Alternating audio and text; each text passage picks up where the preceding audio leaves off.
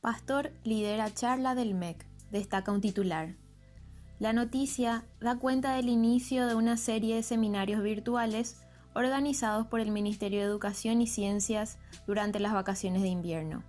El tema: salud integral del docente y relaciones interpersonales saludables. El ministro, un reconocido líder evangélico y ganador del Premio de Integridad de la Organización Internacional de Hombres de Negocios del Evangelio Completo, cerró el primer seminario recordando al educador paraguayo Indalecio Cardoso y relacionando su obra con pasajes bíblicos. Y como soy un lector últimamente de Ramón Indalecio Cardoso, que es tremendo, le sugiero conocer un poco la vida de Ramón Indalecio. Tenía tanta sabiduría. Y también leo la Biblia. Primera de Reyes, creo, 19:9 por allí está. Pero, ¿quién fue Indalecio Cardoso? ¿Qué hubiera pensado de la formación docente dictada por pastores?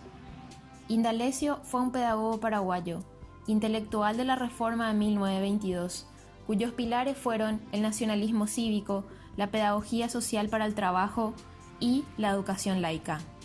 Por su reforma, Cardoso fue tratado de comunista, por permitir que maestros de distintas posturas ideológicas, comunistas y anarquistas, enseñen en las escuelas públicas. La Iglesia Católica también cuestionó a Indalecio por la exclusión del catecismo y la religión del plan educativo. Aunque muy pocos lo recuerdan hoy, Paraguay tuvo casi 35 años de educación laica entre 1902 y 1938, cuando irónicamente Efraín Cardoso, ministro de Educación e hijo de Indalecio, declaró: Cristo debe volver a las aulas. El conflicto continúa hasta hoy.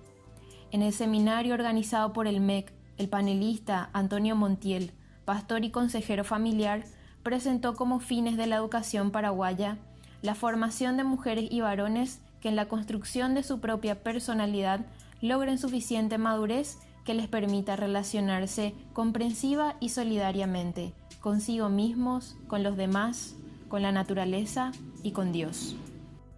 Este texto se distancia bastante de lo plasmado en la Constitución del 92 y en la Ley General de Educación, dejando fuera importantes definiciones en los fines de la educación paraguaya, como la promoción de la libertad, la justicia social, la solidaridad, la integración de los pueblos y el respeto a los derechos humanos. También la eliminación de contenidos discriminatorios, además de la adquisición de conocimientos científicos, técnicos y humanísticos.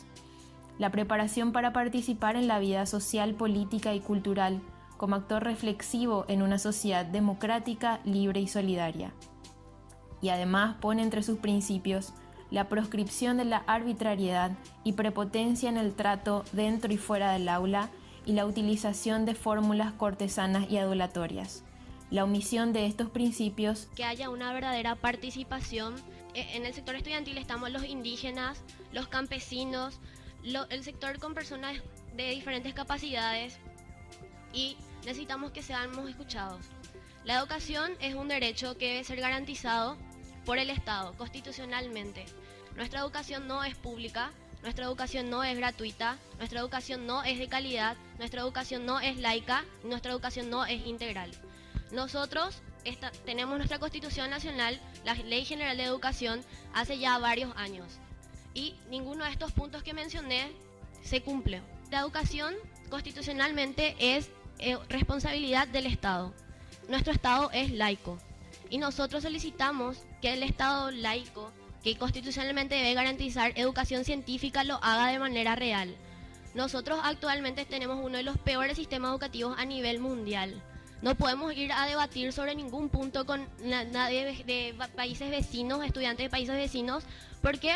Porque nosotros qué es lo que tenemos, qué información es la que recibimos. Aunque nuestros materiales esté plasmado informaciones realmente científicas, los propios docentes no dan cátedra de lo que está establecido ahí, sino se basan en sus propias creencias. Nosotros no estamos preparados para terminar nuestro tercer año y salir realmente a desenvolvernos en lo que sería la sociedad. Pero nosotros no estamos preparados ni en conocimiento de nuestros propios derechos. Entonces, ¿está la educación laica en contra de la religión? Al contrario, la educación laica es el principio que permite la libertad religiosa.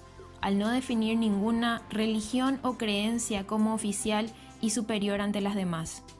Toda religión tiene una parte espiritual totalmente válida para quien la siente así, y tiene sus expresiones revolucionarias que van en contra del status quo y que suelen ser brutalmente reprimidas. Están también las expresiones religiosas que se acomodan a los poderes fácticos, son profundamente instrumentales y terminan siendo fundamentalistas. El fundamentalismo es la instrumentación de una religión para adquirir o preservar poder político, que es también poder económico. Cualquier religión puede tener su versión fundamentalista, sea católica, evangelista, musulmana, judía o budista. La diferencia entre el marco legal que nosotros tenemos, que además somos un país que tenemos marcos legales bastante interesantes, pero las acciones que soportan esos marcos, que reflejan esos marcos, no son siempre las pertinentes. Entonces, si revisamos, por ejemplo, ¿hay separación entre el Estado y la religión? No.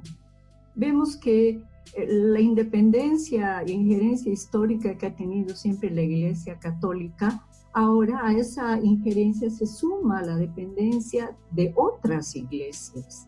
La evangelista especialmente, y de su corriente pentecostal, neopentecostal, que está articulada, y eso yo no me lo estoy inventando, a la ultraderecha en el mundo, a los movimientos más conservadores, fundamentalistas y antiderechos. Entonces, ¿eso está en la educación? Por supuesto que sí. Otro fundamento, ¿hay promoción de la libertad política, de pensamiento, de conciencia, de acción? No. Vemos más bien que se está achicando poco a poco el marco de las libertades, de los derechos humanos, que son también otra base de la educación laica. ¿Hay fomento y respeto a la convivencia humana sin imposición dogmática? Tampoco. Los discursos de la gente de los gobiernos en los últimos años tienden más bien a ser para un sector de la población, asumiendo de que todos están en la obligación de que tengan esa creencia, ¿verdad? Y no es que esté desvirtuando las creencias como tal, estaría negando un campo donde las culturas están ligadas sustancialmente a las religiones en este país, sino lo que yo me niego a aceptar es la imposición directa, simbólica, disimulada.